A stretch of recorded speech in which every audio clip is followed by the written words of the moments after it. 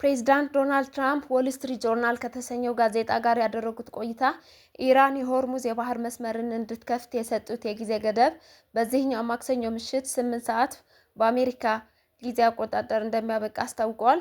ትራምፕ በማህበራዊ ገጻቸው ላይ ማክሰኞ ምሽት በማለት አጭርና አስገራሚ መልእክት ለጥፈዋል። ማስጠንቀቂያው ኢራን የባህር መስመሩን የማትከፍት ከሆነ በሀገሪቱ ወሳኝ መሰረተ ልማቶች ላይ ጥቃት ሊሰነዝር እንደሚችል ማስጠንቀቂያ ተሰጥቷል።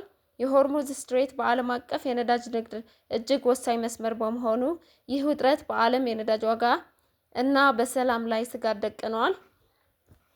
ይህ መግለጫ በአሜሪካና በመካከለኛው ምስራቅ ያለውን የኃይል ሚዛን ምን ሊያደርገው ይችላል? ሁኔታው ወደ ቀጥተኛ ግጭት ያመራ ይሆን?